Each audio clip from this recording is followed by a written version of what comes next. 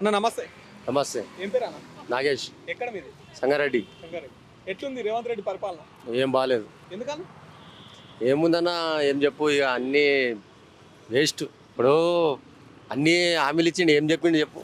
6 గ్యారెంటీలు ఇచ్చి ఏం ఇచ్చిండు గ్యారంటీ, ఏం ఇచ్చిండు చెప్పు. బస్ ఒకటి ఉన్నది, మిగతా ఏమన్నా చెప్పు. రైతు భరోసా వాళ్ళే, రైతు భరోసా రాలేదు, రుణమాఫీ కాలే, రుణమాఫీ కాలేదు, ఇందిరా మిల్లు రాలే, రాలేదు, 500 గ్యాస్ బుడ్డి రాలే, రాలేదు, 200 యూనిట్ల కరెంట్ రాలేదు, రాలేదు, రాలేదు. ఉచిత బస్ ఎక్కుతలేరు మీ ఇంట్లో? ఉచిత బస్సు ఒకటి ఎక్కుతున్నాం, ఒకటి ఎక్కురా? ఒకటి ఎక్కుతాం. అదొకటి బెటర్ అంట. అదొకటి బెటర్, వేరేది ఏం లేదు. ఇక ఇంకా 6 గ్యారెంటీలు అని చెప్పేసి 6 గ్యారంటీ లేవు, 3 గ్యారంటీ ఏం వస్తలేదు. మొత్తం ఏం డెవలప్మెంట్ లేదు, ఏం లేదు. ఇంకా అంతా మళ్ళా 10 years బ్యాక్ అయిపోయింది. ఇక సిటీలో కానీ ఎక్కడ కానీ మొత్తం డెవలప్మెంట్ లేదు. భూమిలో అమ్ముకున్నామంటే రేట్ లేవు. అప్పుడేమో ₹1,00,00,000 80 లక్షలు పోయే భూమి ఇప్పుడు 50 లక్షలు 40 లక్షలు ఎవడు కొట్టలేడు. ఏం చేస్తారన్న మీరు డ్యూటీ? మేము ఫార్మా కంపెనీ చేస్తాం. అంటే ఇంతకుముందుకున్న కేసీఆర్ బెటర్ అంట? అప్పుడు బెటర్ అప్పుడు మనం అంటే తెలంగాణ అంటే మనకు తెలంగాణ అంటే మనకు అప్పుడు ఇది ఉండే. ఇప్పుడు ఆంధ్ర వాళ్ళు వీళ్ళు అప్పుడేగా లేదు. ఇప్పుడు తెలంగాణ అంటే ఇప్పుడు మన రాష్ట్రం మనం అన్నట్టు మన గౌరవం ఉండే.